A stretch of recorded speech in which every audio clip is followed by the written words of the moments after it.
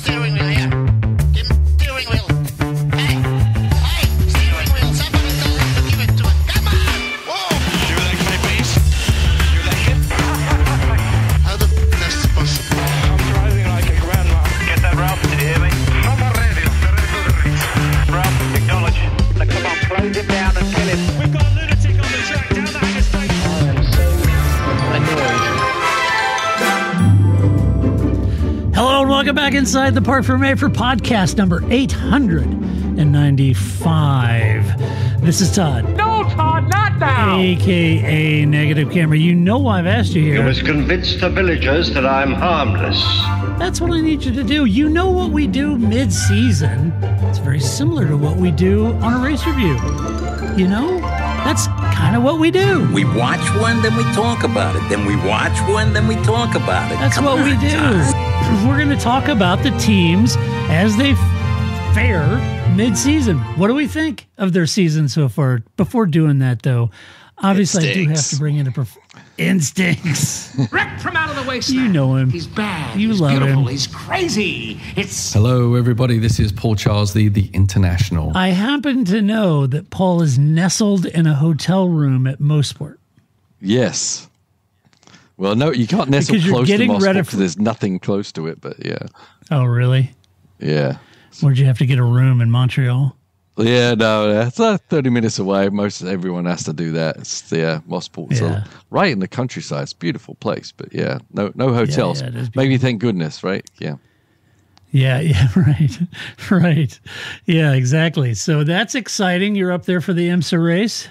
Yes, we are. Yep, we just had our first practice. Everything's going How'd it okay. go? Yeah, pretty good. I Mario think looks good. Mario's good. You don't yeah, have Alex Ross good. Riveras this weekend, right? No, they're racing in Brazil. The WEC team did their 2 WEC practices today, and they were looking very good also.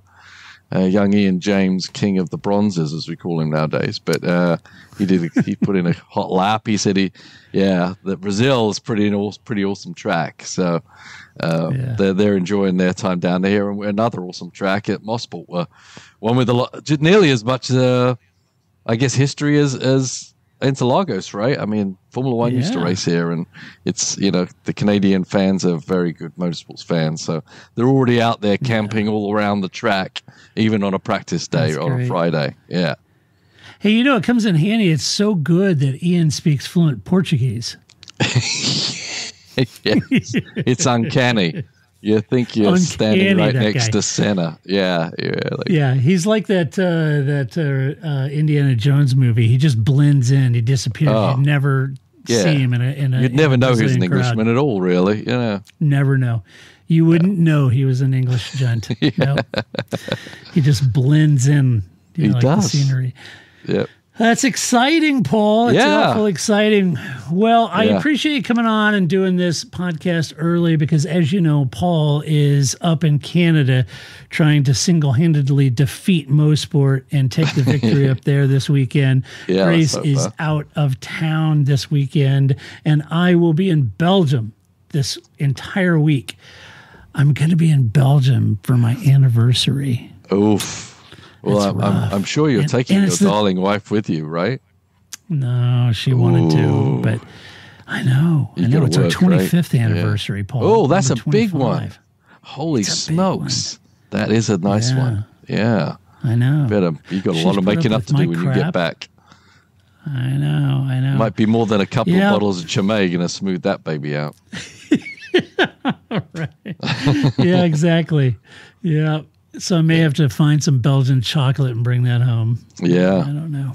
Yeah. I'm in trouble. You are. But the day job calls. I got to go.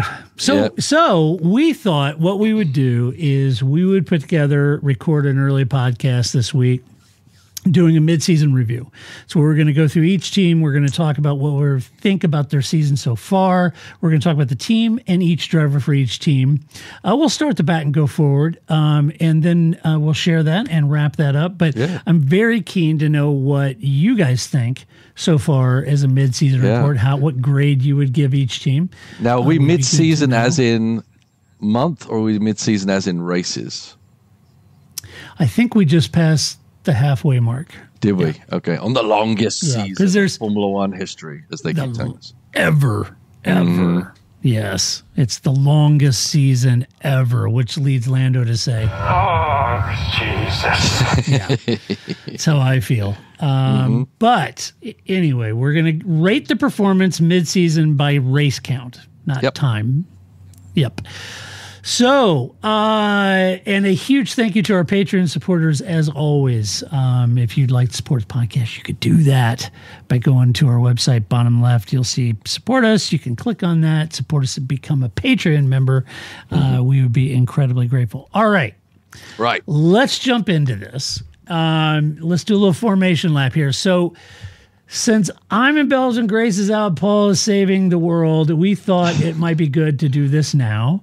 It'll be posted a little early. You know, that's good. A little weekend listening, maybe. You know, you could wait until Monday if you wanted to, whatever you want to do. Yeah. Also, maybe do it in little pieces where it's like you just hold off for a day before you hear what we think about Williams. You know, just the suspense. Right. Make it a suspenseful week. I mean, you could make it last for 10 days. Just listen to one team a day. Yeah, right? good. And get our thoughts on it. It's up to you. You know, consume as you wish. Exactly. Now, there is a little technical. We get a little housekeeping here. Okay. There is a technical issue with the ratings. When I start explaining that Valtteri Bottas is currently 21st in the driver rankings, the keen among you will say, well, Todd, you idiot, there's only 20 drivers. There's 10 teams, 20 drivers. Yes, I know. But you have to account for Ollie Behrman, who has more points than half the field, probably. Half the field. Yeah, he does. He's a P14 in the Drivers' Championship. God. Go, Ollie. Hey. You are the man. Yeah. So anyway, efficiency. Yeah, so there are technically 21 positions, and right now, Ollie owns P14. So we'll see if he finishes there. Mm-hmm. Who knows? So anyway, if I say that coming up here with kick Sauber in the shin, you'll know what I'm talking about. All right, Let's start at the back of the grid. We're going to start. We briefly touched on this last week, Paul, about our dismay, our confusion. Yes. About Sauber. They currently have 0 points. They're P10 in the championship. And I'm going to share my thoughts, and we're going to get Paul's more important thoughts. My thoughts are this. This is a team that must be feeling the pressure and sense of desperation having no points. Or are they, in fact, a team that has minimal pressure, knowing that they are just in a holding pattern until 2026, meaning 2025 will be kind of the ramp up for the car design for Audi development, engine, chassis, those kind of things. So really meaning that they're kind of in a holding pattern until they get into 2025 when they really start to burn the midnight oil trying to design Audi a car, because I can't think of any other reason for the lack of performance gains from their updates or ability to score any points, even with the attrition that we've had this year in certain races, to even nip into the points, and they haven't been able to do that. There's been certain tracks, I think, that seem to favor them with middling performance, and they still haven't scored at those. Ultimately, I think I have to think, and Paul, you would know this, you're the sporting manager of a racing team. I would have to think that the morale of the team would be very difficult to keep going. They need some success here, or just some sort of change, or change all the focus to the 2025 campaign so they can kind of put it behind them. I think I get it that the main goal is 2026, but it's got to be tough to go in there and grind and go on this 24 race season and do all that you're doing. I guess if there's an upside, I just saw today that they poached Stefan Strans. I can't say it in a German. We will ask the questions. Yeah. I can't say it in German, but anyway, obviously, they poached him. So he's going over to Sauber. So good on him. Yep. He'll be with Andreas Seidel. So I don't know, Paul. Do you think they're feeling immense pressure because their development, their upgrades aren't working, they're not scoring points, or do you think this is a team in a holding pattern? I think it's a team in a holding pattern. I think it's tough. No one, it's like the Bobs have come in and started interviewing, and no one quite knows who's actually going to get, kicked out. Who's going to be wearing the Hawaiian shirt on Friday and who's not, Yeah, it's tough, right? It's a team right now without a defined goal because it's not the team that they're going to be in 1-2 years time. And so I mean, a team is made of people. I mean, yes, there's aerodynamics, supercomputers, there's this and that, it's carbon fiber, but in essence, it's all still the people that make the stuff happen. And when the people don't quite know where they're going to go, everyone's looking out the door because they're like, well, I may or may not be the person part of this next wave of the team. So, you know, what should I be doing? What should I be focusing on? Trying to find a job? Should I focus on not knuckling down? Sometimes, as you know, in any business, it doesn't matter how hard you're working at this moment. If the Bobs come in 3 weeks' time, they haven't seen any of that anyway, right? So I think there's a lot of that. It's a shame because, you know, Sauber used to have a lot of character. You know, they had a lot of support. Certainly, you know, Peter Sauber was a motorsports, you know, enthusiast and just did some amazing stuff, you know, from Group C cars to starting the Formula One team. Made a big step to actually enter Formula One when he did. Yeah. And they kind of don't have anything going for them now. They're not Audi. They're not Sauber, really. They're this trading water kind of team. And that's kind of where the results are ending them up, right? And you got to also think of the salary cap. Well, not the salary cap, but the cost cap, where why would Audi be spending time developing things in a pattern that may not be guided by the people that are sitting there right now? They're probably better to spend as little money as possible, spend as much money as they can on the stuff for the future, because they're always going to have to stay under that cap. So, and as long as it's a team that can, doesn't disappear because it doesn't have results, then it's really, we're going to see really what the Audi influence is in 2 years' time. And they obviously want to kick off, pardon the pun, in a big way. And the only way to do that is by starting on that vehicle and starting all the little intricacies that they want, or pathway they want to go right now, which isn't going to show up on the car that is out there driving. Right. Yeah, I think you're right. I think they're in transition. I think you're absolutely right. I think keeping morale up, it's got to be tough for that team, for employees that don't know if they're going to be there or if they're going to bring a bunch of guys from Audi in, or you know, it is, I guess, to be fair and polite, it is a team in transition. And I think that makes it pretty difficult. Let's talk about the drivers, Paul. You got Valtteri Bottas. He's down in P21, dead last, 0 points. Valtteri is said to be looking at IndyCar options, and if that rumor is true, I think this could be his last season in F1. I think he'd actually be good in IndyCar. Sure. That wouldn't surprise me, as he seems to kind of, in my mind, have checked out a bit with his whole cycling and Wes Anderson fueled lifestyle he's got going on there. Right. Amusing, but not necessarily Formula One material. Yeah. It is amusing, but it's, the butt pictures are, fun and all, but it's a shame, because I would have thought that Valtteri would be a big asset for car development, but with so much talent in the field, I'm not sure where he would go. So maybe wringing the neck of their current car and trying to over-deliver and score points might help him stay there. I don't know. We know at least one of the drivers is gone. But from Valtteri's standpoint, and really this goes for Joe too, we're talking about a team in transition. Clearly the drivers know that too. Not just the mechanics and engineers and employees, the men and women at the team, but clearly the drivers know it too. So how motivating is that to know that Audi came in and said, you got 140 million and that's the budget cap, that's it, good luck.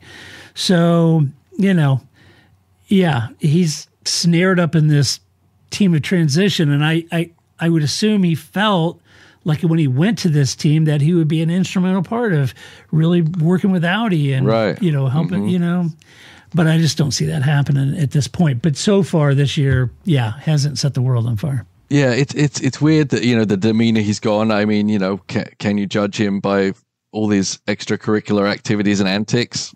To a degree, right?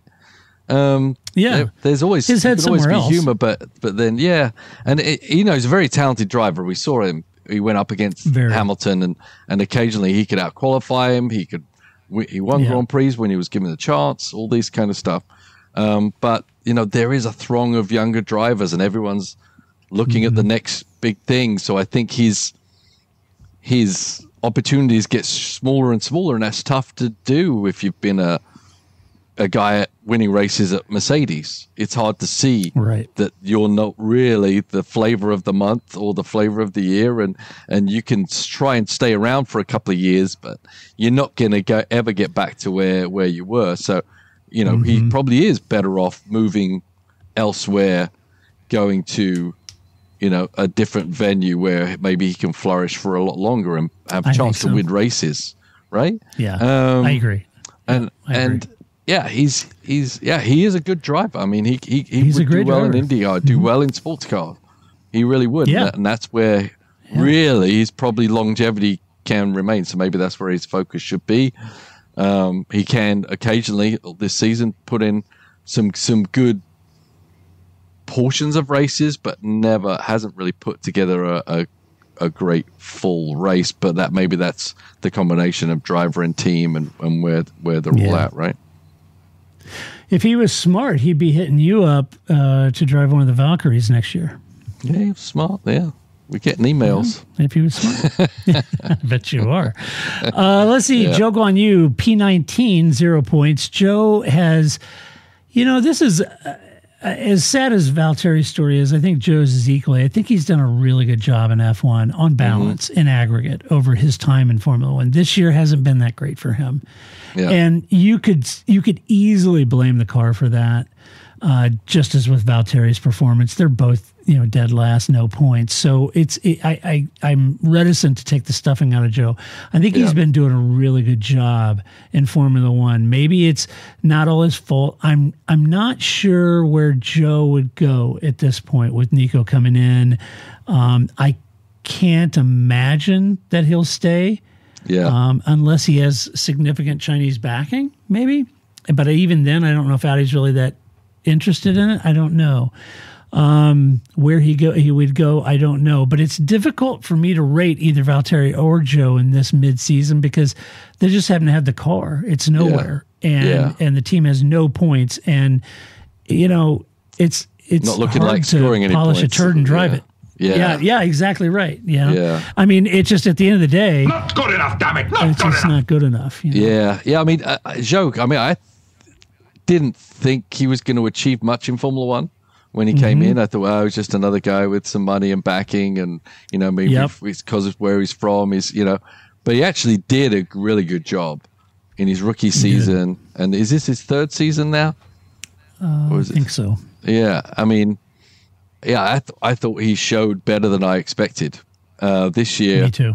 As I said, it is tough for him, and there's a growing or a shrinking opportunities for guys like him. Honestly, there's more. Everyone's jumping on the F1 band. More manufacturers jumping in. You got Audi. We're hearing Toyota are coming in. Well, all this Honda, stuff is going to bring their factory drivers and limit. Literally, let's call him an independent driver.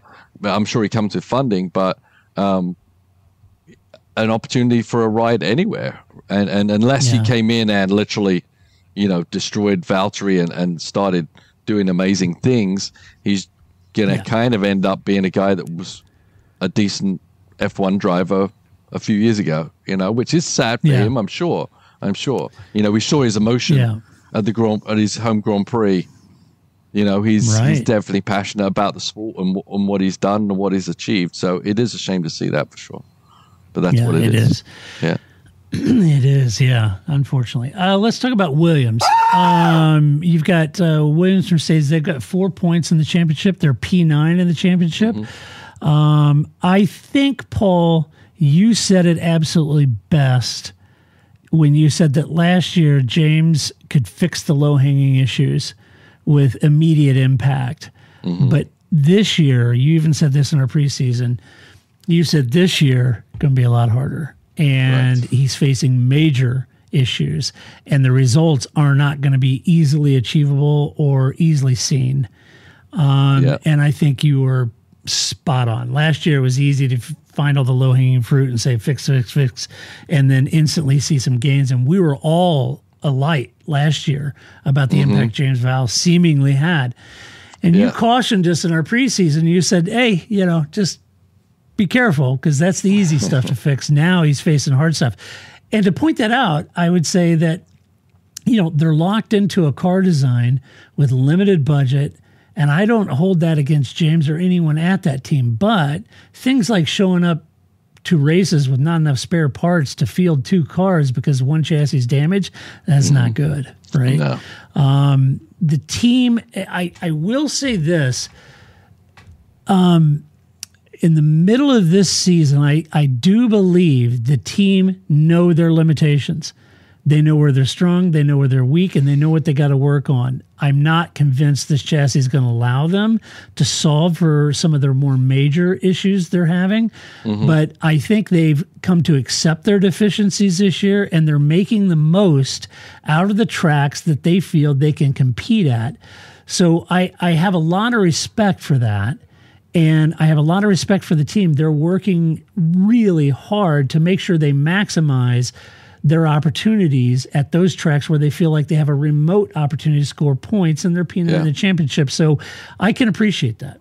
Yeah, I'm actually surprised they have scored that fewer points because I think they've shown a good rate of speed at those tracks that they kind of focused on.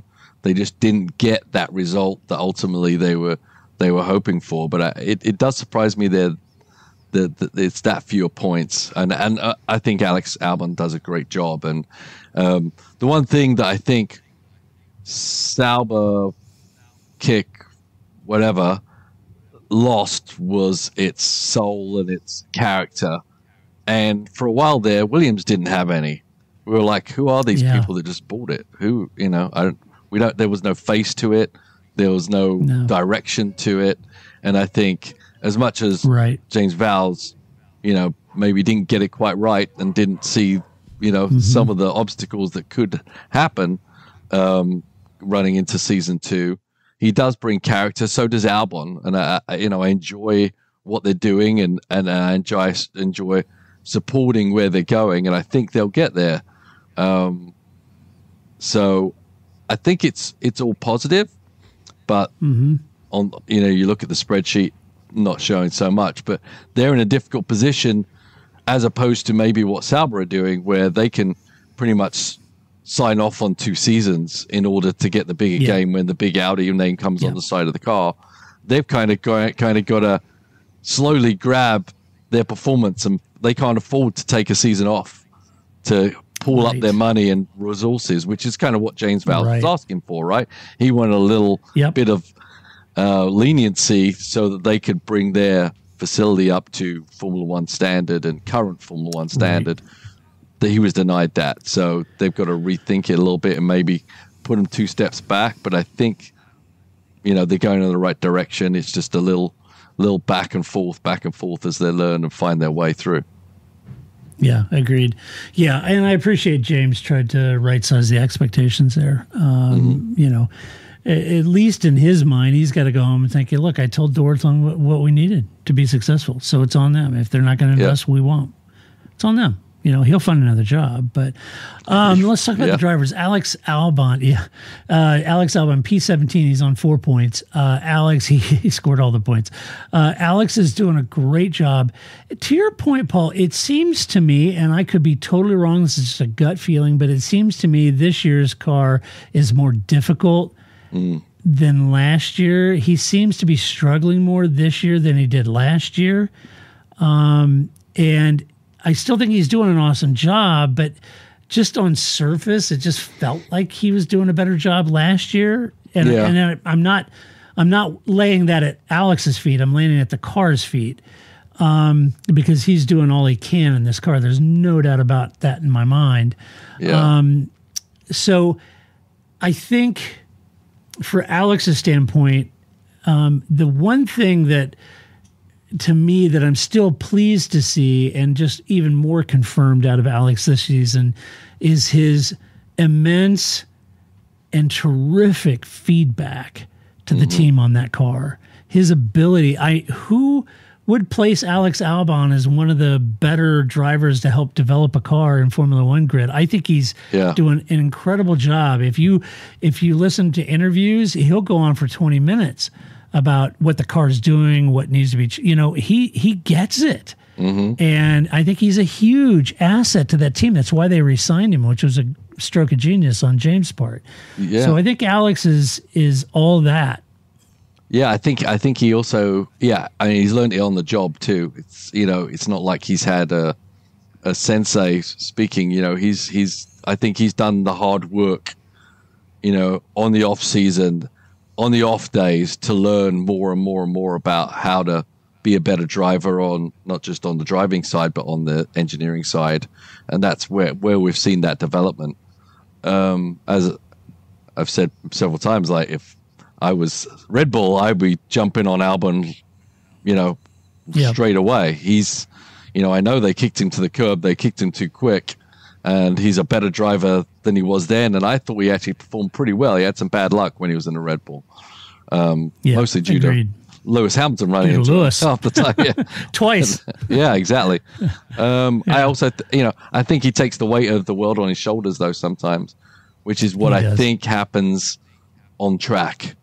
He tries to do too much. He tries to, we always say, the really good drivers somehow show themselves, even if they're in a bad car, they do something special. Mm-hmm. Alex, how they're trying to do something special every lap.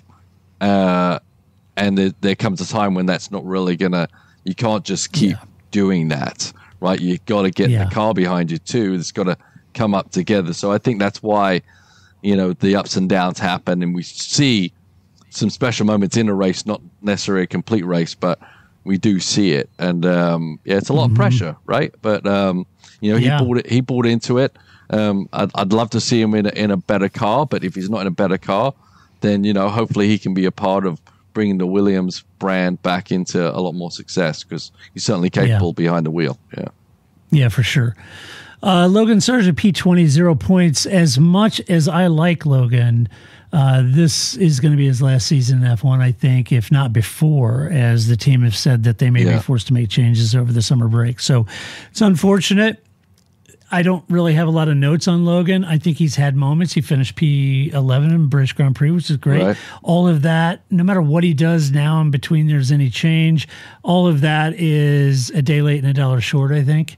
Mm-hmm. I'm not sure, even if he's just started smoking Alex in the next 3 or 4 races, I don't know that anything is going to change here. Yeah. I think the team is probably. I think if he was going to smoke Alex, I think it would change. But I'm not expecting anything like that, right?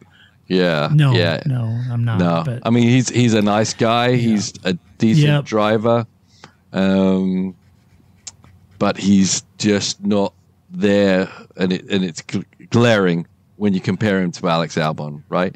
And the team, I think. The way Val's is, he kind of committed to Logan for another year, hoping, there'll be something else coming out, and I just don't think it happened. And Williams don't have time to sit for a year and let some other potential points go by the wayside. Because in this Formula One that we have right now, every single point is so crucial, and it can be the difference. You get a better driver in there, and Alex and someone else is scoring points, he can clamber them up to 7th or 8th in the points, and that changes the team's trajectory for the next couple of years, maybe even. So it's super important. And I just don't think Logan flourished, and it's not easy, And agreed. So. Yep. Let's see. Alpine is next. Alpine Renault. They've got 9 points in the championship. They currently set P8 in the championship. From the team perspective, Alpine had some better performance of late, except for the British Grand Prix. It was a bit of an anomaly. I was head scratching on that one. And I was actually getting somewhat hopeful that they had maybe shaved some weight off that car, found some setup and upgrades that were starting to deliver some competitive performance, maybe letting them fight for that, 8th to 10th place position midfield. Started to feel like that in the not British Grand Prix, but the 2 previous, and I felt like maybe maybe we're making progress. I mean, I still hope that that's the case, but the British Grand Prix has me a bit worried about that. This is a legacy manufacturer, as you and I have talked about. And until recently, when they sold a portion of the team, it was a Renault 100%. So they should be heading toward the front end fighting, for podiums by this time anyway. And 10th isn't where they want to be. And I think, that's where they've ended up the last several seasons. Yeah. So this is even before Alpine name change when they were Renault. So they've brought in Flavio Briatore, and the last time he was involved with the team, they won championships, whether they deliberately crashed or not, but they won championships. Yeah, they had a couple this of is before the drivers crash, with right? them at that point. Yeah, they did. Yeah. I also think maybe in the back of my mind, I think maybe fans were hoping for that whole Wrexham turnaround thing with Ryan Reynolds buying into the team, and maybe they'd have some fun content and that kind of thing. None of that's really happened. No. So maybe fans are a little disappointed on that front. I am an Esteban fan, but I think the team needed to make this choice, and I think they chose right with Pierre Gasly. But what do you think about the team? Yeah, I'd say the most disappointing team on the grid. And I think over the past few years, we're always like, when, they have a surge, and when. I mean, the last time I really remember them being competitive, I think was when Kubica was driving. So I mean, was he driving? Yes, yeah. I mean, they got the money, they got the resources. They're just keep tripping over themselves. Yeah. And to come out with a car that's overweight and with a dud engine is it's inexcusable, really. It's brutal. As you say, that drivers aren't the problem; the team is the problem. And I just don't know where it's going with them. They're a little lost, and it's been impressive to see them clamber up. But I think Silverstone, with its fast corners, a heavy car, that's going to compound itself over those fast corners, right? So maybe that was a reset of expectations. How do they turn it around? I don't know. I think the Flavio thing is a sign of desperation. Flavio is not an engineer. He he's a deal maker maybe in the background, and if that's what it takes, is he out there, peddling to bring in the proper people? Maybe, but that also isn't going to turn this team's fortunes around overnight either by bringing in other people. So maybe in the future, but it's always maybe, and it's always in the future with this team. So it's hard to get behind them. I warned Ryan Reynolds. I said, don't do it. But he went and did it. Yeah. Yeah. Yeah, I don't know if the whole Flavio, I don't know if the juice is worth the squeeze there, but, anything you could get out of him that might help, that might be good. But I don't know. They got to turn that around. Let's talk about the drivers. Pierre Gasly is P15 in the championship. He's got 6 points. Pierre is doing what he can.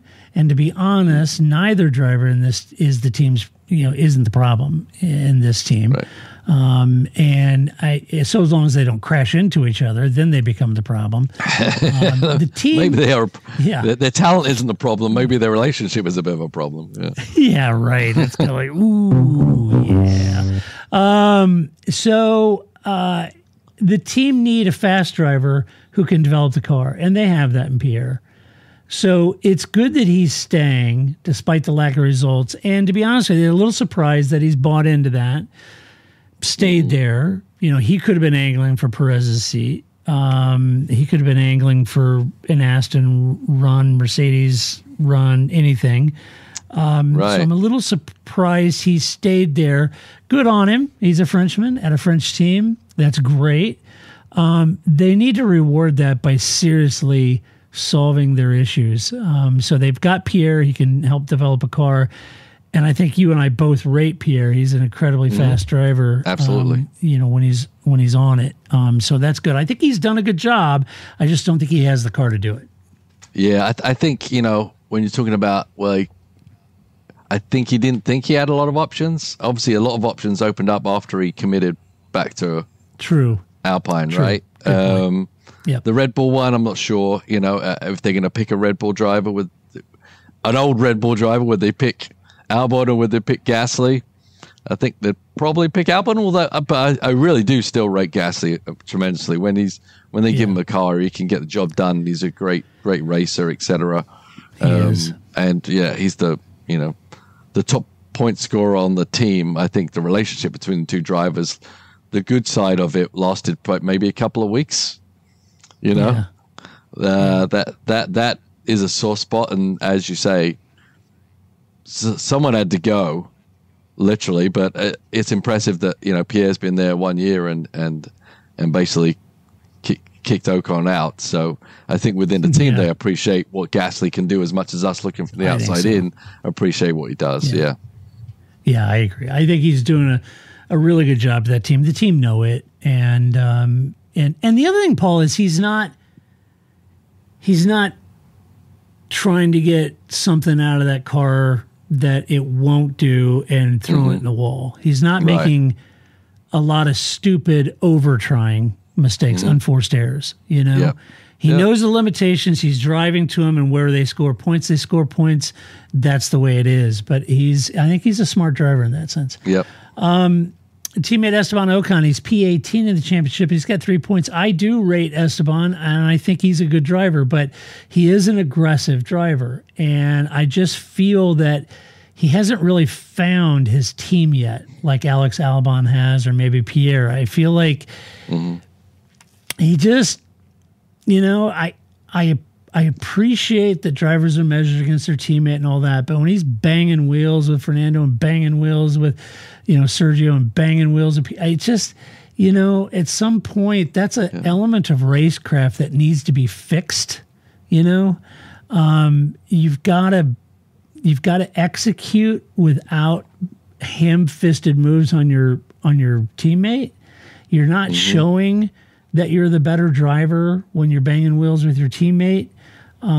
You can try to justify it was his fault. It doesn't work. Could Haas be a better solution for him? Could Sauber? Could RB be a better fit? I'm not sure, but I hope he does find a spot on the grid next year, because I do rate him. He's a very fast driver. He is a fast driver. I think his team may be more closer to Charlotte than a Chateau, his driving style. Because, every driver has a character. Every person on the planet has a certain demeanor and some certain things spark them off. And I think Ocon just has this little chip on his shoulder, a little edge that he just can't see through sometimes and see the bigger picture of what those actions will do. I'm all for someone. I think Max struggled with that too, right? Yeah. I'm all for someone stating their claim on the piece of tarmac and not being a wet nurse to everyone is one of your favorite sayings. But I just think he's just a bit troublesome, and I just don't know what team really wants to do that, knowing that when he's young, you're like, oh yeah, he's got that little fire in him. It's good, Then once he gets more mature, but hasn't really gone away with Ocon. No, it hasn't. There's certainly a place for him in motorsport, and he is a very fast driver. But I think that's just one little piece of a Formula One top driver puzzle that he doesn't have. It wasn't that long ago. He was in line for the Mercedes seat, right?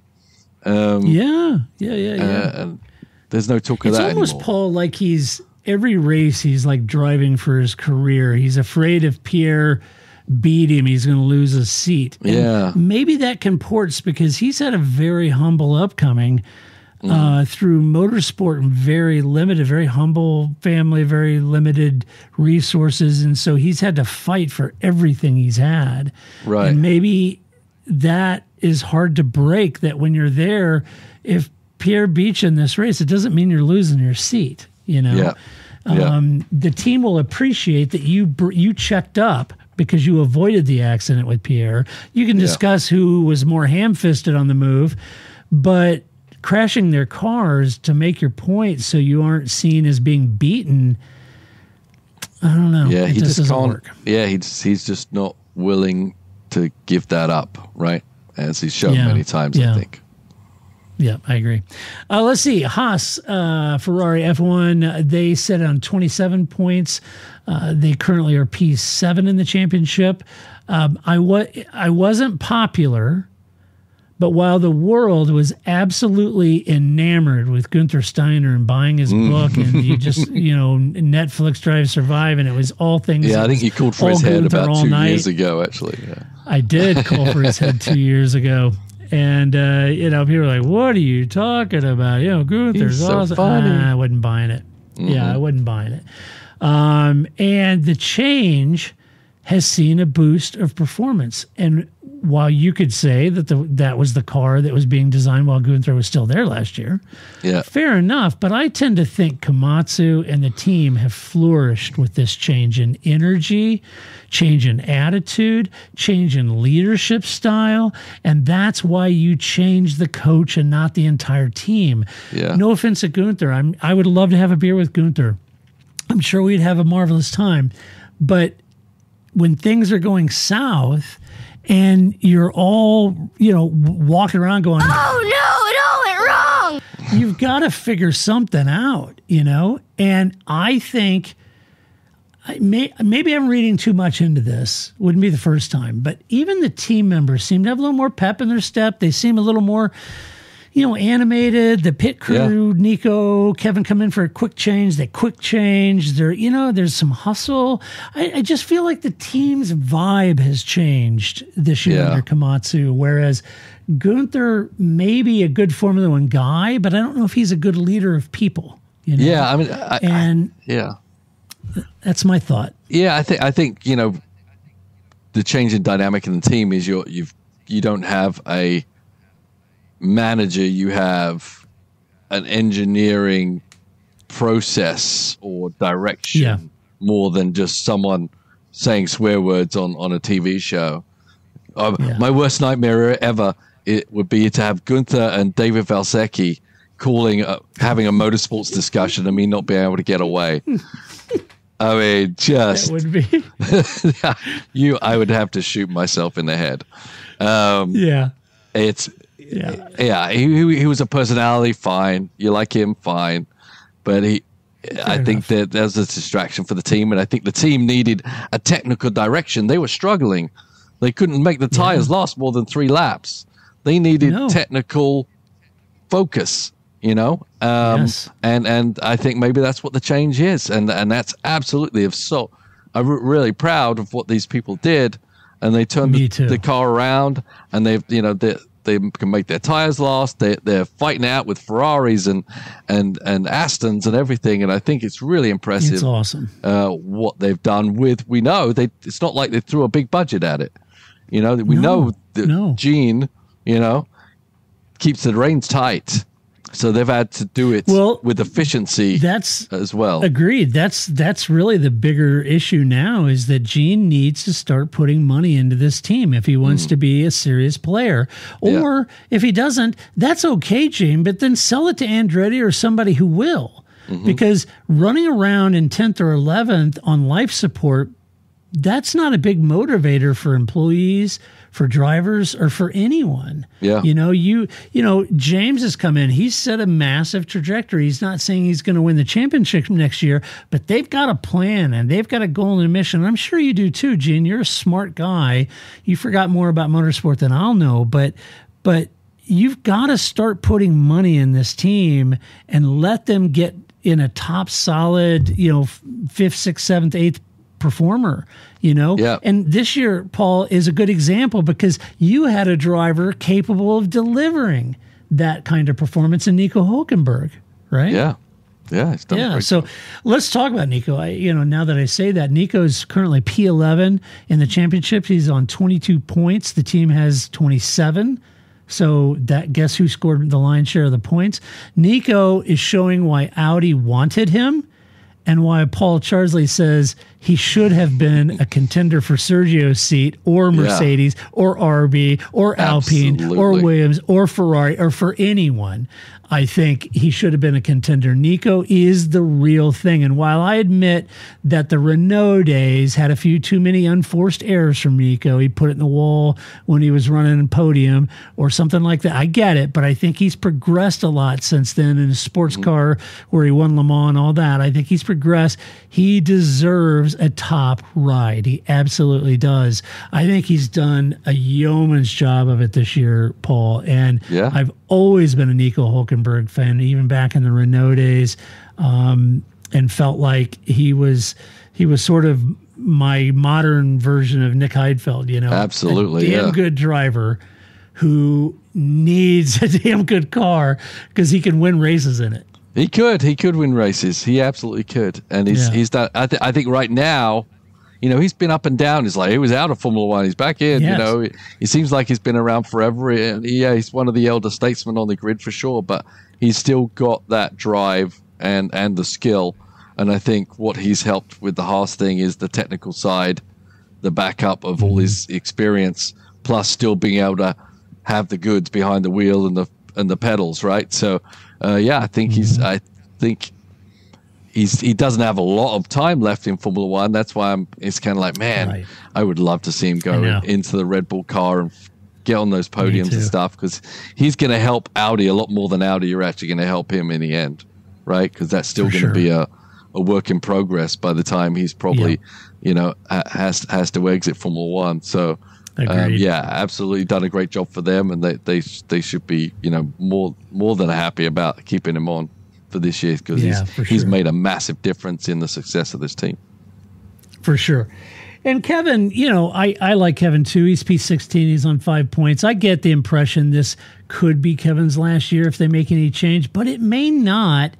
If the team are losing Nico and they want the experience and consistency and not having to bring on Ollie Behrman and some other rookie, they tried that, the whole rookie things, and that ended in tears and a hell of a lot of dollar signs, right? So maybe having a solid veteran like Kevin for Ollie there might be good for the team. So I don't know, maybe Kevin stays because he knows the team, he knows the process. He's obviously good car development. He's not lighting it up like Nico is, but at the end of the day, that's kind of what they're bringing Ollie in to do, and hopefully Kevin. I don't know. Do you think they'll keep him or not? I don't know. I would hope so. I think I like Kevin. I like Kevin as a driver. I got to see him race over here in the prototypes, and he's a no nonsense guy. I like that. He grabs a car by the scruff of the neck and hangs it out there. He's not shy about anything to do with velocity. Sometimes that may count against him sometimes, maybe not as finesse a driver as Hulkenberg can do.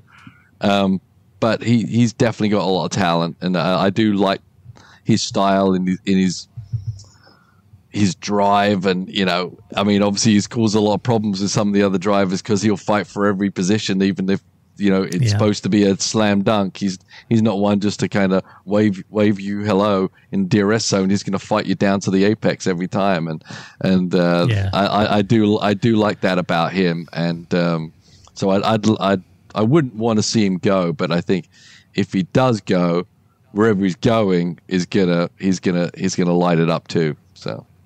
Yeah, whoever gets him is going to benefit, I think. Yeah, sure. Whether he goes to IndyCar or he goes to sports cars, whatever. Yeah. Next up, RB Honda, 31 points on the championship. They're currently sitting in P6. RB has me a bit confused with their new team boss, Laurent Mekies, who's in charge, and Daniel Ricciardo and Yuki.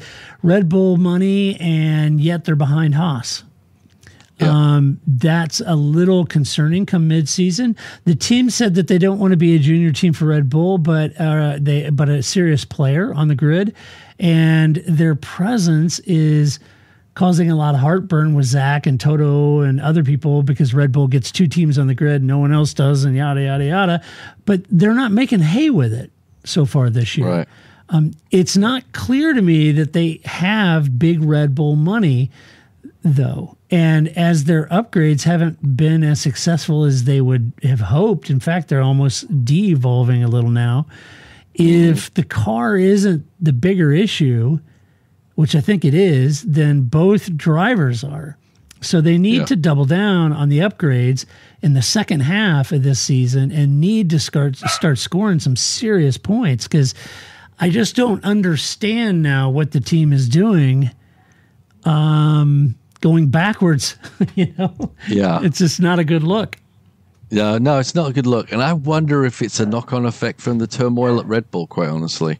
That's what I'm wondering. It's like, I don't know how the budgets work between the two and how much budget they get, but if budget may be replaced by technological information, right? They get pieces off the shelf from the Red Bull car, etc. But I just think Red Bull, the organization, is in a bit of a quandary right now, and it's kind of like, youngest kid is, he's a little bit of trouble, but he stays quiet most of the time. I'm just gonna we'll figure that out later. We got a lot of problems with the teenagers right now, and I feel like it could be something like that. There's not like a dynamic driver team in there either. There's a lot of chopping and changing with people running around in Formula One, and they may be one of the ones that are kind of getting skipped over, but because Red Bull need help, and they're going to be sucking as much of any technological, personnel and information as possible to help that team and this team kind of get the second people. And if they do somehow find a gem in there, then where they're going very quickly, right? They're moving up to the big team. Yeah. So. Yeah, then for the drivers, you got Daniel Ricciardo. He currently is in P13, the championship, at 11 points. Dan is a bit of an enigma. We've talked about that even the midseason now. I've argued that, and this is just my hunch, I've argued, and I'm saying this with all deference to Dan, that he's never really got on top of these hybrid cars. With the brake-by-wire, the drive-by-wire, the degradation, the MGUH, the MGUK. He's not been on song since 2013, folks. He just hasn't. He went to Renault, didn't really perform, went to McLaren. That was probably not that great. He had the one win, but not that great. Now he's over at Haas. And I thought when he left Renault and joined McLaren, I thought when he left Red Bull and Renault, I wasn't quite sure about that choice. But then when he decided to go McLaren, I thought, well, that could be a better choice, in hindsight. But I was sure that he would come into RB and just dominate and take over this team as the team lead. And yet here we are, and Yuki's beating him, right? Yeah. And so in my mind, I honestly feel like his brand, the Daniel Ricciardo brand, if you will, could use a change to something like WEC where the pressure is off and he can be all the Daniel Ricciardo he wants to be, the jokes, the laugh, the smiling, all of that. He can really up his brand and be part of a team in WEC and live it up as a race car driver without all this pressure and doubt and negativity, Yeah, it's tough for a guy like him. He had a lot of success. He was the next best thing. He was the Oscar Piastri of a decade ago, right?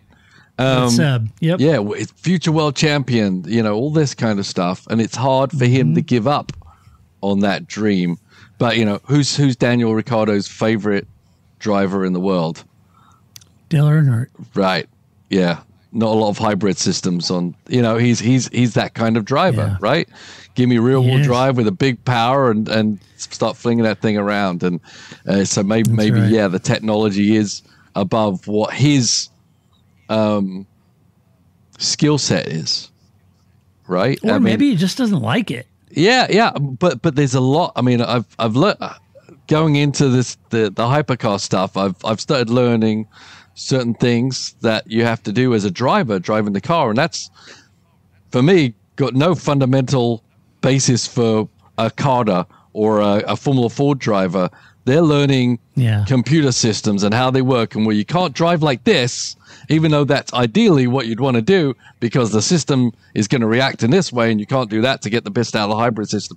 There's a lot of stuff going on with this technology that is completely separate from basic driving skills and instincts. And but maybe that's what Daniel's missing. But you know, he would do well in a better situation, in a different situation than maybe the Formula One circle completely. I feel like he would. Yeah. I do. Yuki Tsunoda, P12, he's on 20 points. Yuki is doing much better, I think, but I think in my mind, it's just a veneer.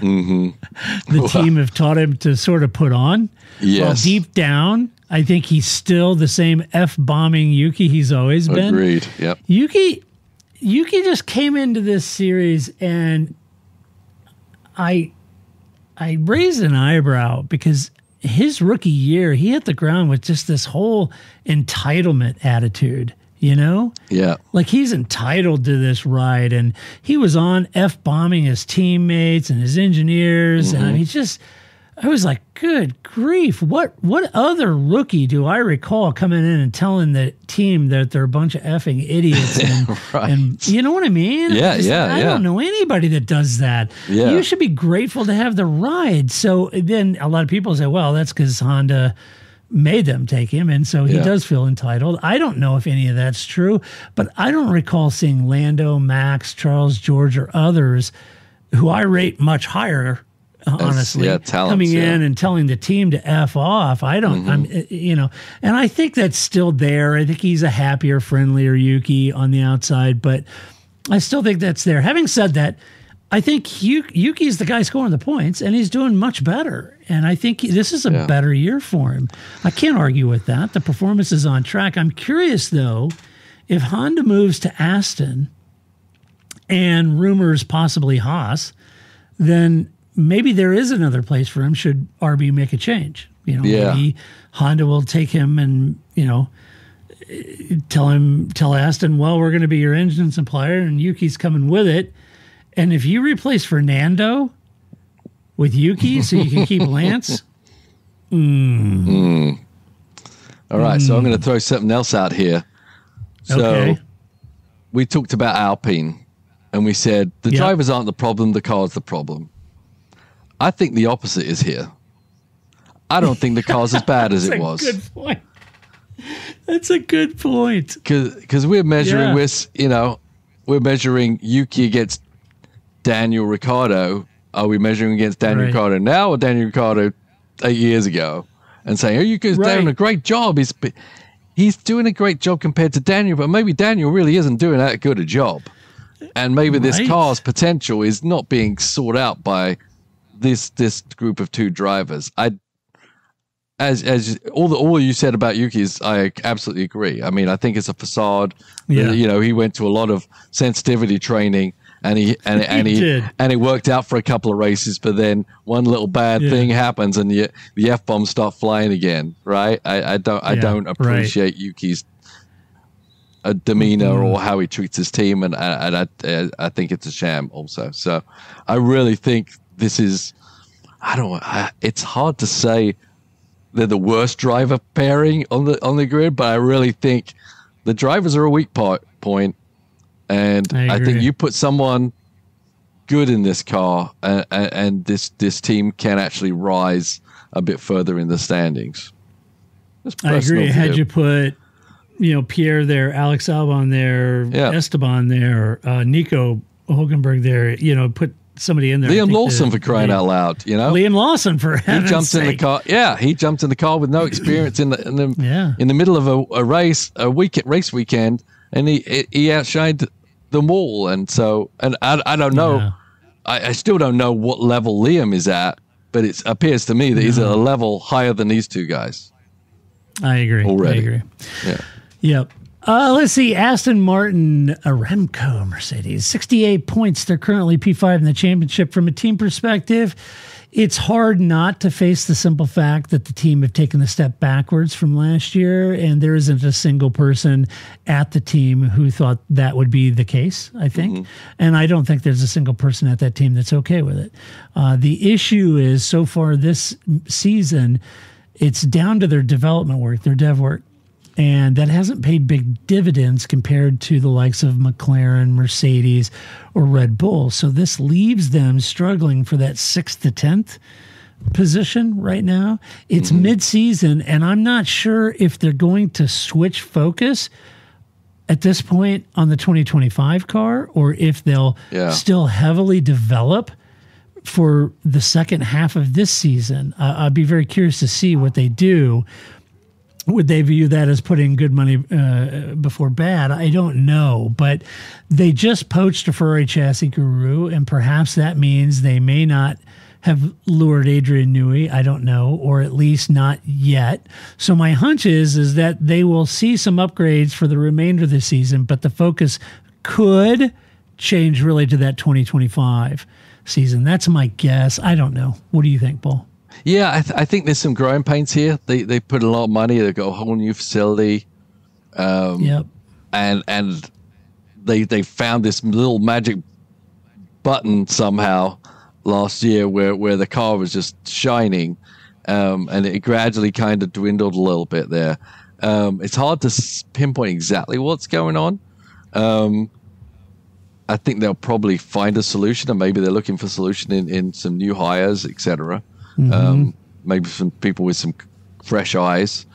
I think as a team, when you look at who is above them, and the next team above them is Mercedes, that's not a reasonable goal at this point. Beating Mercedes to 4th in the championship, and when you look at who's behind them, you know, my favorite driver pairing in the RB, right? They're probably, if they were smart, they probably wouldn't be spending all their change on trying to do anything this year. It's always hard to. I agree, but I mean, they can't go to sleep because they still need to keep scoring points. They still need to keep padding that gap between the midfield group, them and RB. But I think for them to be able to turn that around and stop beating Mercedes, I think it's unreasonable right now. So I think they need to really start focus on the future rather than, you know, how many points can they beat RB by, or how many points do they lose to Mercedes by, for instance, you know? Yeah, they're at 68 points. Mercedes 221. That's just it's not going to happen.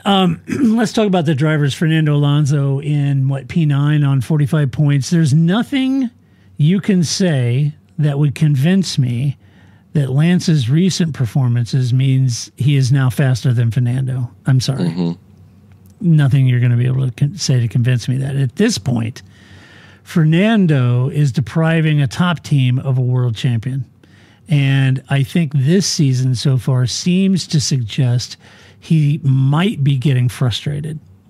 You got to really read in the margins of Fernando's comments, but he puts it out there, and he's not feeling it right now. And now we've seen this before from him, and when the sheen wears off of a team for Fernando, a change sometimes happens, you know? He's not enjoying it, and not sure if that will happen here, as he probably likes the money. But even if he was on song this year, Lance still has a lot to deliver as far as points. So it'll be interesting to see where the team goes from here, and if Alonso stays until 2026 with Honda Power. My hunch is he won't. But I'd be elated to eat crow on that. But I don't know, Paul. I'm probably reading too much in. I just get the impression he's getting a little frustrated. Yeah, it's hard to say with Fernando because he's always motivated to we've seen him in cars that weren't great, but he was willing to push for a 15th to a 14th place. But it does get a little old. And I think what happened last year was it gave him so much hope. Yes. And it's kind of like, if that hadn't happened, maybe it more consistent, but it was like, there's so much hope, and it's like, oh no. Yeah. I thought we were going to, and it just didn't pan out. So maybe he's motivated. I think he can suck it up, take a break, come back. But if the car's not quite there, and if he knows the car's not really going to develop that much because of what we just talked about, why would you, put resources into a car that's not going to, that's kind of just going to stay where it is in the championship? It's hard to motivate every weekend. But if the car comes alive at one race or here, then I think we're going to definitely see the old Alonso. And what happens in the future, who knows? I just don't know. He obviously probably needs to see something tangible to stick around. I would think. Right? Yeah. Yeah. Yeah, I agree. For Lance, he's P10, 23 points on the season. For Lance, I think he's doing better, and especially the last couple of races. He finished ahead of Alonso. I think he's doing well. They re-signed him. I'm just not quite sure. I just don't really have a lot in my notes about Lance because he's kind of that kind of guy. He just he didn't really say a lot, Yeah. I don't know exactly how he feels all about it.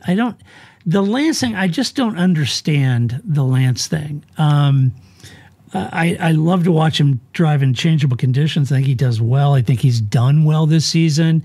Is he enough driver for where the team currently is performance-wise? Maybe he's fine for that.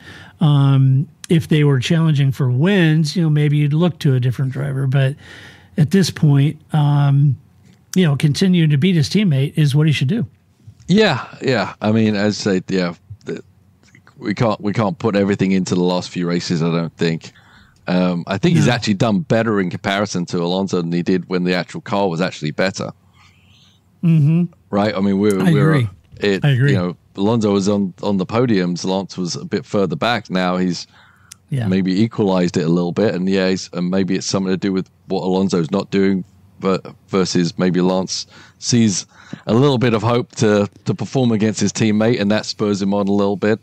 We don't get a lot of feedback of Lance and what he thinks and how he thinks he's in an interesting position, being the son of the guy that owns the team, which doesn't happen very often in Formula One, right? He's it could affect you. I'm not sure it does affect him, but it could. He has his bright spots in his whole career. Even when he was younger coming in, he showed up. He nearly won a race. He's got poles and everything like that. So we're just not sure which Lance shows up every week. Yeah, right. Really. Right. And, hard to know. But recently he's been showing up more. Agreed. And maybe it's because there's less pressure. I don't know. Hard to say. Yeah, maybe. Now it brings us to Mercedes. AMG Petronas, 221 points, currently P4 in the championship. For the team perspective, Mercedes deserves, in my opinion, all the praise they've gotten at the end of the first half of 2024. They have worked their tails off getting their heads around this car, despite having key personnel poached over the last few seasons from this team. All of that gray matter's gone. They always say, well, we've got, we're a deep bullpen. Yeah, but you can only go so deep. And retain that same kind of wisdom and knowledge. Lewis announcing he's leaving the team. They've had a lot of other things going on, and still, not to mention, they ditched the zero pod car and headed in a completely different direction. That's a massive blow and challenge, but the team have rose to that challenge, and you have to respect their trajectory, which at this point could overhaul Ferrari in the championship. I just think, and I'm a Ferrari fan, guys, so I cannot ignore what this team has achieved this year. I think it's a quasi similar to the McLaren story in the last 12 months, and I just think it's terrific. Yeah, no, it is good. It's funny to believe, oh, what a breath of fresh air. There's 2 Mercedes on the front row. You didn't think we'd say that very often, would you, right? I know. After 8 years of getting pummeled. Yeah, exactly. It's like, but it is, and it's great because they've really added to the championship this year, adding another team that can win races. I mean, as I say, it's pretty spicy right now, and it is quite a turnaround. It's interesting that they were the king of the bouncers too when the rules came out, right? And they really were put on their back foot by that change in the rules, and have literally up until the last 2 races have been chasing it again, and they finally got it back to a winning car. It seems like there literally was a magic bullet for this team. They changed the front wing. They finally solved literally an equation, and all of a sudden the car comes alive. Just shows you they were so close but so far, and they definitely have the drivers to back it up, and it surged them to the front, which is in these days of Formula One, it's kind of a miracle every time. But we keep still talking about this. McLaren had a miracle. How do you do this? Then they did. Then Aston had a miracle. They were on fighting for podiums. So this is it's not what you expect with a sport that is just built on so much data and technological progress that people can actually jump ahead of teams in such a quick manner. But they did it. Yeah, they did. Let's see, the drivers, Lewis Hamilton, P8 at 110 points. And, the team purposely keeping Lewis down. George has 111 points to Lewis's 110. And George's P7, Lewis's P8. Anyway, Lewis needed the British Grand Prix win, in my opinion. It was great to see, as well as a good way to end his career with the Mercedes. It was a great ribbon on the package. Having said that, I wouldn't count him out for other possible wins this year. If Mercedes continue executing here, he clearly has the chops as a 7-time champion, and this recent win may motivate him. Lewis thrives on success like that, so certainly wouldn't count him out for other wins. If he wanted to just take it easy for to end his career with the Mercedes, I couldn't blame him. But last week showed us that's not what he's doing. He's very motivated. He can still be wickedly fast and win races. So let's hope he keeps that motivation for the balance of 2024 and makes a race of it with George. I don't see why he wouldn't. He's probably happiest about that win is Ferrari. Yes. Because they know they have... He still has it. He still has it, and he does still have it. And, the emotion of winning that Grand Prix was real, right? It was an emotion of relief, I'm sure. And I have said, Lewis doesn't doubt himself too much, but he's still a human being. And you can believe yourself all you like, but if you never get that result on a piece of paper, it hurts. And he did it in the typical Lewis fashion at the British Grand Prix. All his adoring fans from decades at this point standing there in front of him, cheering him on. I mean, what could have been better than that for him and the team, as an individual and the team as well, to be able to celebrate in front of, we know all these teams that are British based bring a lot of people that never see the cars race except for this race, and all the hard work and all the downside that the Mercedes had. Lewis Hamilton once again comes through and does it for him. Yeah, it's great. George, like I said, 111 points, P7. George is doing a great job, too, as well as this year with his win in Austria. And, he was gifted that, but what a great result.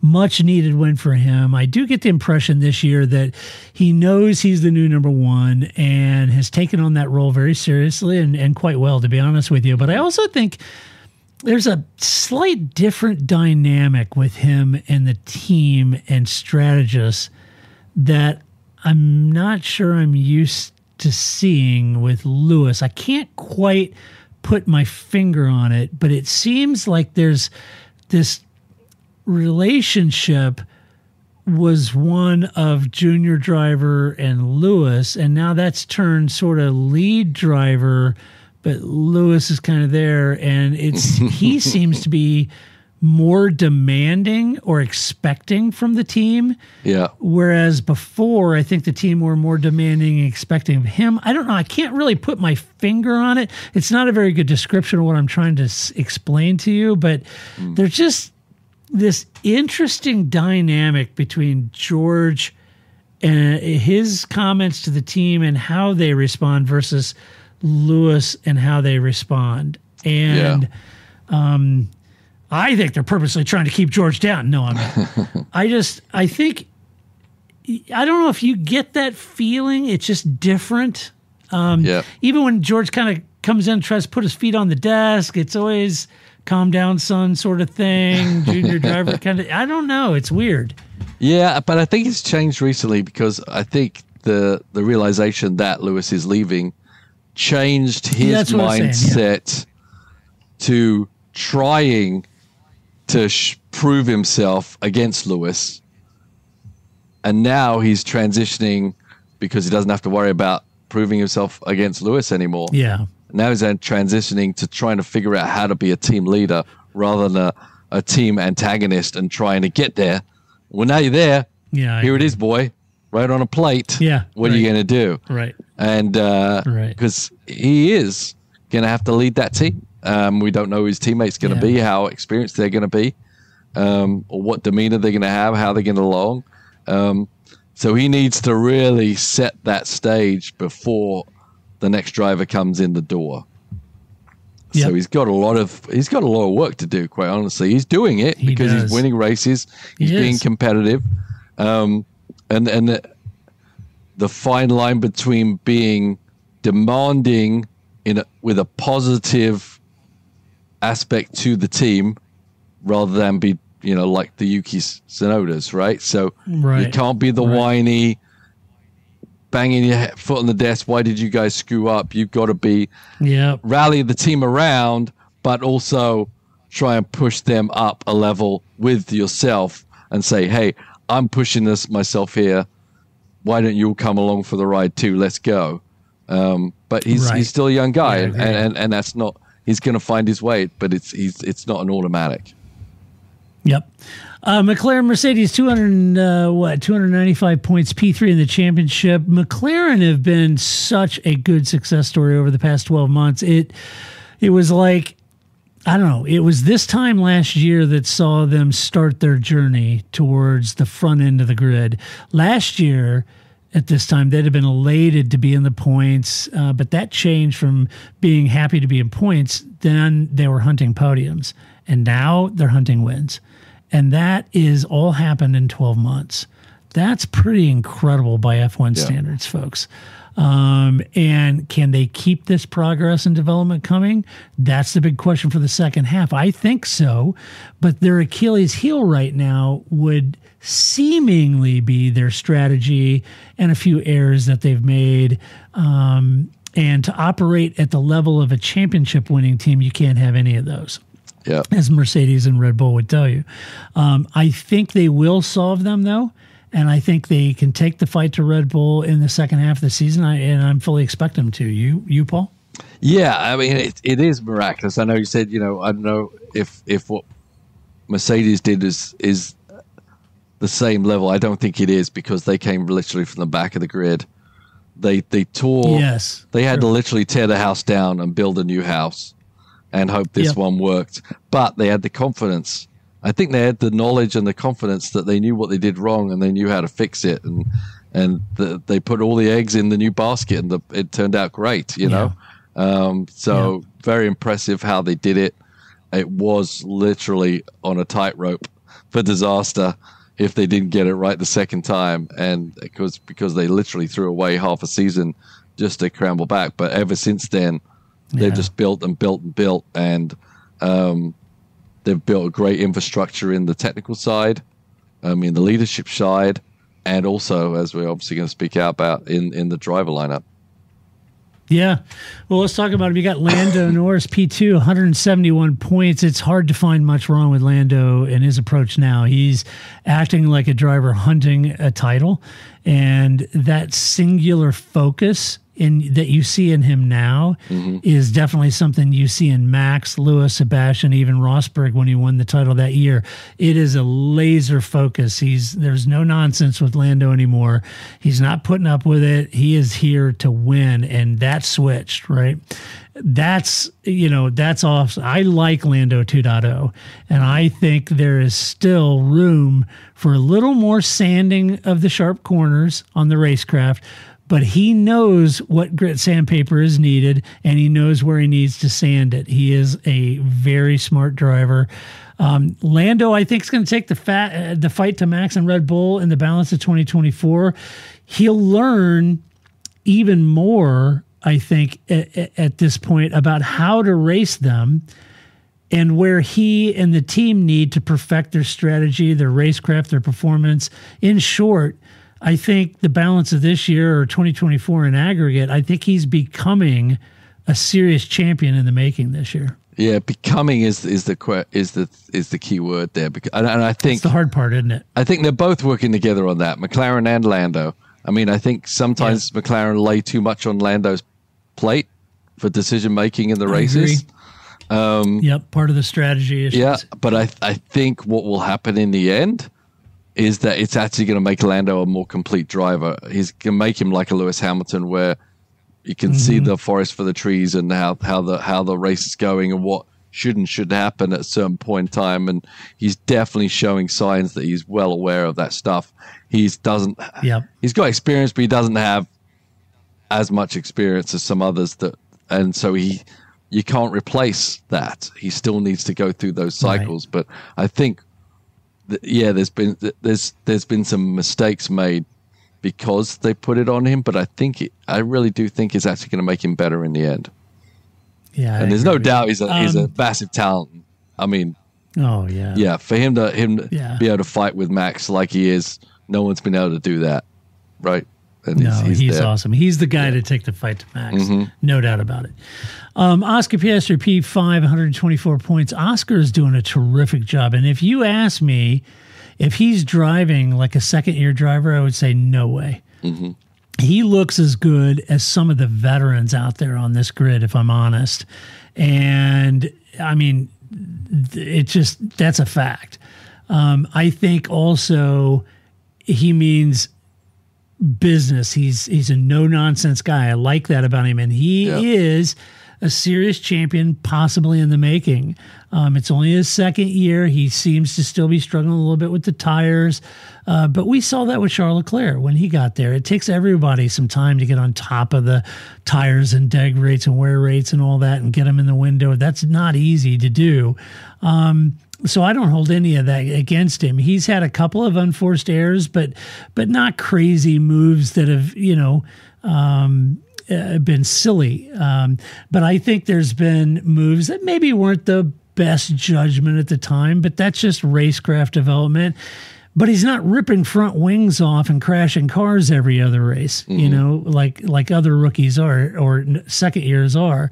He's a seriously good and fast driver, and this may make, in my mind, so far mid-season in 2024, this, in my mind, may be the best driver pairing on the grid. Yeah, I would agree. Obviously, there was a lot of turmoil with Oscar ending up at McLaren. A lot of turmoil, but I think it has a lot to do with what Oscar thinks he's going to achieve and knowing what he needs to do to have the tools to achieve what he thinks he's kind of got a right to. I really think he thinks, well, I'm going to be world champion. Who's going to take me there? And we'll start here, and this is where I want to end up. And I think, I know you said, he hasn't got his head around the tires that much, but I think in the last couple of races, I actually think he's been better. Yeah, he's been better at that, and I think he's really coming on strong, and it makes Lando be a better driver, but Piastri is hunting him down. He's chopping at his ankles. I'm a big fan of Piastri. I really am. I mean, I would say, I love Alonso, but for me, Piastri is one of my favorite drivers on the grid. I like what he's doing. I like how he does it. And I think he's got tenacity and drive and vision. And I think he's going to get there.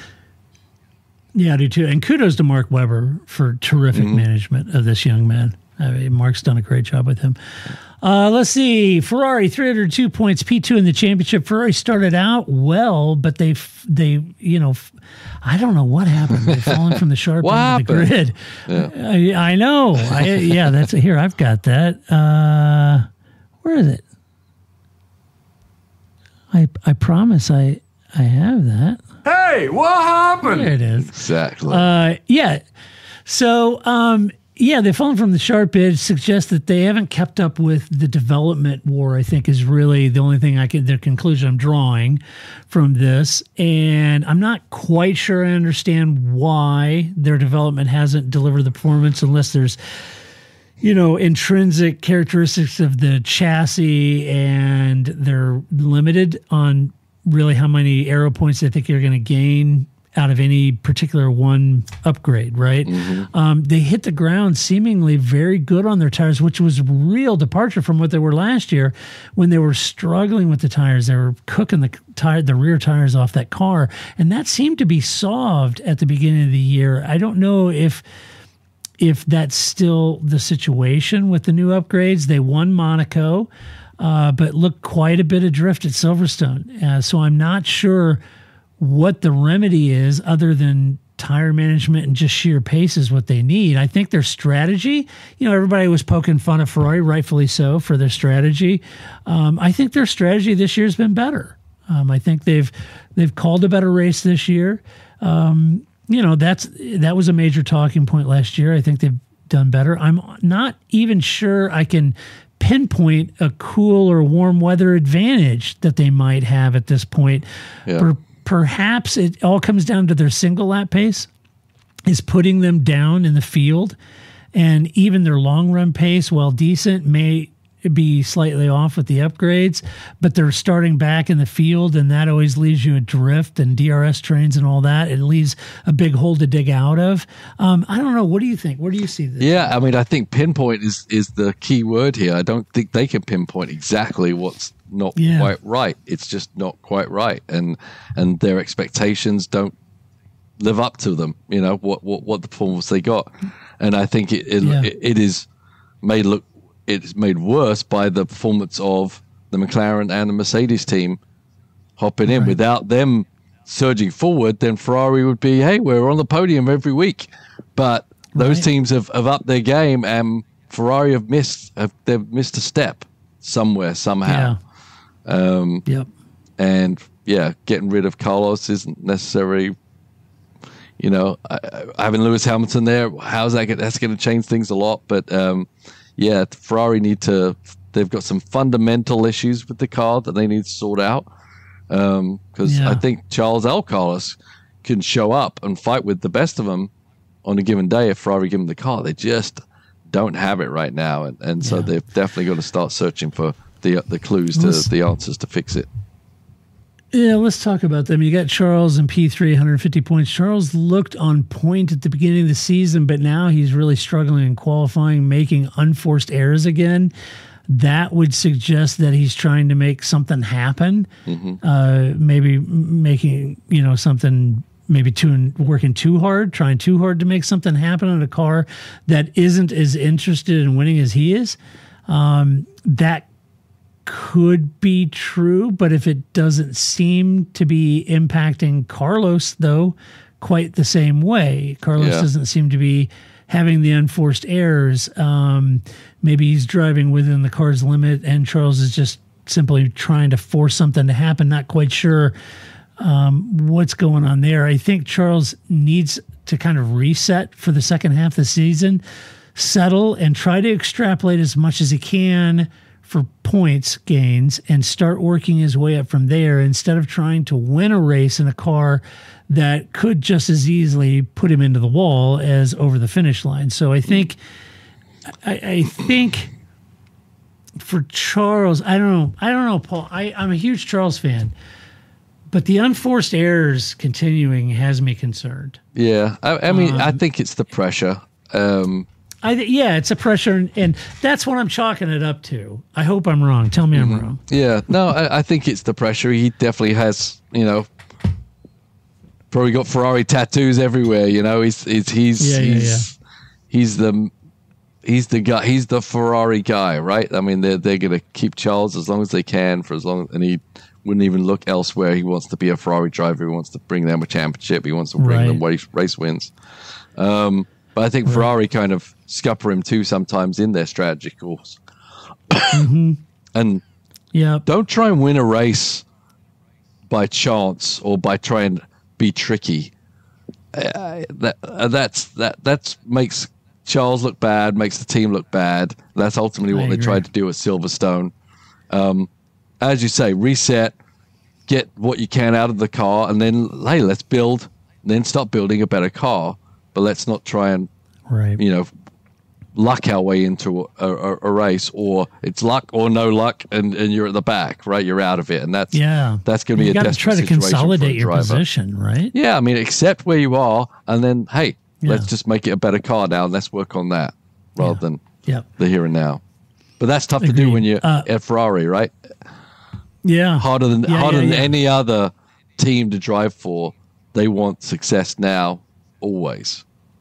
Yes. Carlos Sainz P4, 146 points. Carlos started the year on good form. And I don't know, maybe I chalked some of that up to auditioning for his next large salary and his next team. Fair enough. But then he started struggling like Charles did. But seems to be driving within the car's limits a little better maybe than Charles at this point. At least that's my guess. Also at this point, if I'm honest, I respect that Carlos is still trying to get the maximum from his, race seat, knowing that he's been fired. That's, I don't know. I mean, I wouldn't blame him if he took his eye off the ball here and spent most of his time focusing on the contract offers that he's got for next season. Oh, sorry, my head was somewhere else. You know what I mean? They fired him. He is not walking away. And if you're going to fire me, then I have to go over here and work out my next great deal. But he doesn't strike me. He's there. Right. I mean, what did he do so wrong to be fired? He just wasn't your Lewis Hamilton, He wasn't Lewis Hamilton. He wasn't Lewis Hamilton. And he didn't have the, if Lewis wasn't moving, I don't think they'd be questioning the fact that Carlos should be replaced. Right? I don't either. But Lewis comes with a lot of history, a lot of experience, and a lot of other things that Ferrari can make use of. But that aside, I think Carlos is doing a good job. I think he's doing the best job he can. And doing it well in the position he's in, knowing he's, as you say, he's been fired. Good. Tough for him right now, though, because he seems to be playing a game on musical chairs, and he could end up not come out so great. He may end up with the music could stop. It could stop to a degree. I mean, he's going to end up somewhere, but it may not be ultimately where he wants to end up. And I think he was a little desperate. Then he saw all these other opportunities open up, and so he's holding back. But no teams like being puppets for a driver that doesn't even drive for him yet, right? So difficult game to play. He's obviously looking for his best opportunity. We'll see where it ends up. Yep, agreed. And then finally, Red Bull, 373 points, P1 in the championship. Red Bull started the year on song, and it looked like it might be a bit closer to the competition, but, on balance, another winning year for the team. Mm-hmm. That's all changed. And I don't think we can ignore the intra-team drama with Christian Horner, Jos Verstappen, Adrian Newey, and others. The incident seemed to suck the fire out of the team to me, with the corporate Red Bull at odds with the racing team Red Bull and Horner. Everything getting very tense, cloudy, and unsure of itself. We often say that F1 is about the rise and fall of teams, and I would argue that Christian is now heading a team that may be coming back down from their peak last year. And whether his actions, true or not, or a catalyst or not, I don't know. But there is something amiss with the team and their development parts and making big gains. With Adrian, kind of drifting around, those kind of things. You could argue that these stable regulations, maybe that's what it is. Maybe it's just the stable regulations. We're not going to see big gains again. We're going to find incremental gains, small. Those stable regulations usually see the field close up, and maybe that's where we are. Maybe I'm being too harsh with the drama and all that. Red Bull just suffered 8 years of domination by Mercedes, and I bet they're wondering, well, wait a minute. Where's our 8 years? Where's our other 3 years? Or we've only 3 championships. Where's our other 5 years of domination? Those regulations are stable. So it's tough. But is this season going to be similar to 2009, Paul, where they score a boatload of points in the beginning of the year and then spend the balance of the year trying to nurse that all the way to home, trying to eke out a championship like Jenson Button and Braun did? I don't know. Yeah, it's tough to say. It's funny. Yeah, I think the turmoil is very relevant to what's going on. It's funny. I'm in this other, not the Parc Fermé fantasy league, but I'm in another fantasy league, and then the team name is Jos and Christian's 3 Easy Steps for Destroying a Dynasty Team. Right? So I mean, they've sped it up quite a bit. I think this whole turmoil. I think it's. There is always a compression with the rules stability. People figure out what Red Bull are doing eventually, and they find other ways to go quick and things equalize and get closer. But I think they've definitely sped up that by everything that's going on in there, and it's got to be a distraction. And people's communication break down because, well, I'm not speaking to him. Well, you tell him that he did this. Well, you tell her that. Right, and it goes from the inside out. But that being said, Red Bull are very smart people. They've got great engineers. They've got a great basis for a championship-winning team, and they do things very well still. And they have a fantastic driver on their team who makes up for some of maybe their failings at this point. But there's just only so long he can keep doing that. Yeah, I agree. This whole thing has turned into, I don't know if Christian is like Brad Pitt Achilles and this is Troy. I don't know what's going on here. Don't get me started with Brad Pitt, for crying out loud. Yeah. So let's talk about Max Verstappen, P1, 255 points. I'm not sure how Max keeps his composure with his dad constantly at war with his boss and pulling at the threads. But that, in my mind, Paul, needs to stop. If Jos cared about his son, he'd back off and let Max concentrate on the rest of the 24 season and a fourth title. Showing up and throwing about a bunch of crap out into the press about Christian and all that. You're not doing Max any favors at all. No. Max doesn't need that. He goes into Thursday press conference and now they're going to be asking questions about his dad's mouthing off about Christian. Whatever Jos's beef with Christian is, dude, you need to set home, okay? Yeah. Because Christian isn't Max's dad. He's his boss, and Max is trying to use this team as a catapult to a fourth world championship. So, son, sit down. You had your chance in Formula One. Puttering around in old legacy cars and getting mad because Christian allegedly didn't want to. Go home. Your son is trying to win a championship, for God's sakes. Yeah. So that's my first big beef on this whole thing. Max is still sublime. Even with all of this, I think we all do a disservice by underestimating just how smart he is and how exceptional his racecraft is. Yep. I mean, many were more than happy to start lobbing quotes like, oh, this is Max 1.0 after Austria. But that was completely not true.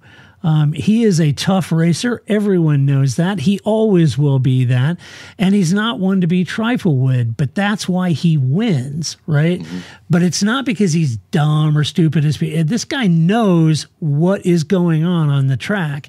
And I think Max needs to put the rest of the white noise behind him, out of his mind, focus on getting as much as he can from his car because he has no help from a teammate, and just clinch this fourth title, and then he can figure out what he wants to do.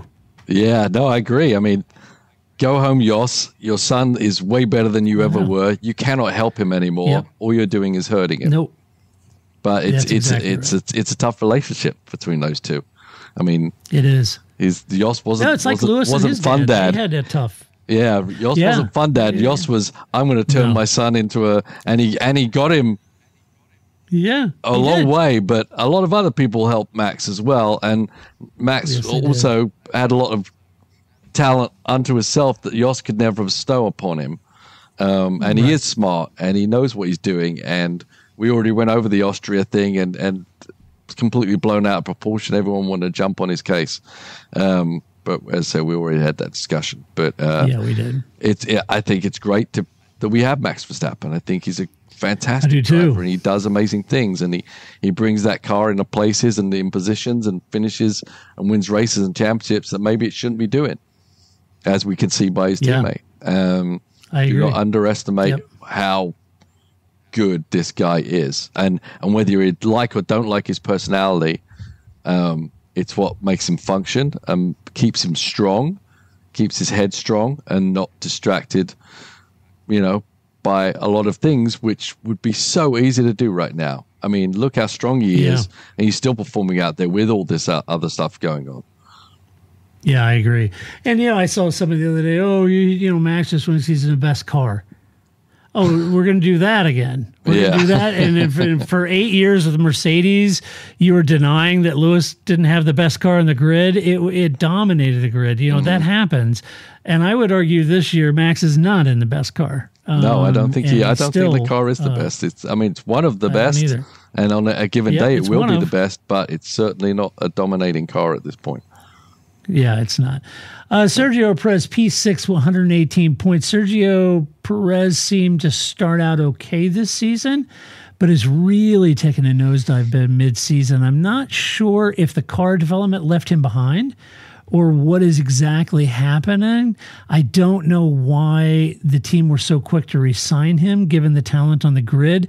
Someone said that Max demanded that he stay because Max liked having Sergio sort of trundle around behind him and be I guess maybe a test bed for his race strategy. And, fair enough. But what would be odd is if the team was really focused on the team, that wouldn't have mattered. So I go back to that intra-team thing, Paul.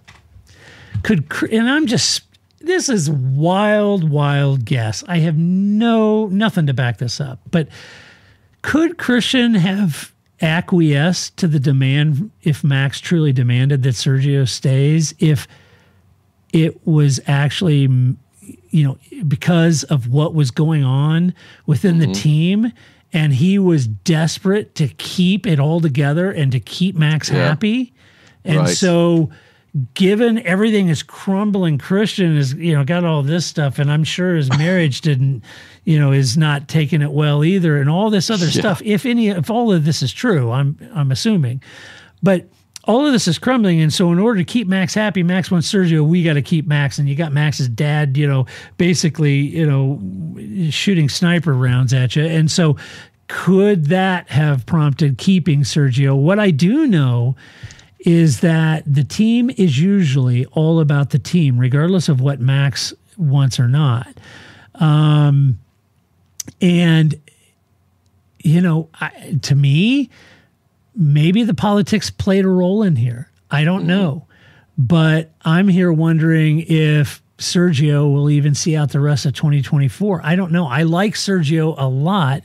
I feel like that maybe he'd be better at Alpine, Haas, Williams, or another team. Maybe Red Bull is too much pressure. Maybe if he resigned, even if he resigned himself as a number 2, it's still not showing, and he's bleeding too many points in the team to justify the commitment to Sergio. So there's a lot of this that doesn't make sense to me because from a team's perspective, it's all about the team and maximizing points in the team.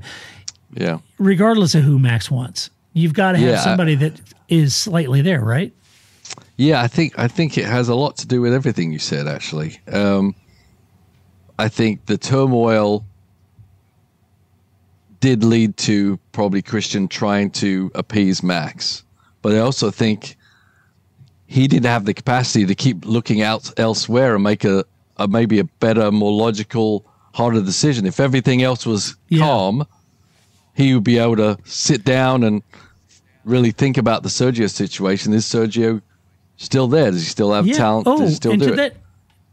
To that point, Paul, you might say, well, that's where he relies on Helmut Marko. Well, Helmut was at odds with Christian during the race. They're not talking to each other, right? The whole system is broken down, so the decision-making process is obviously going to be compromised, I guess.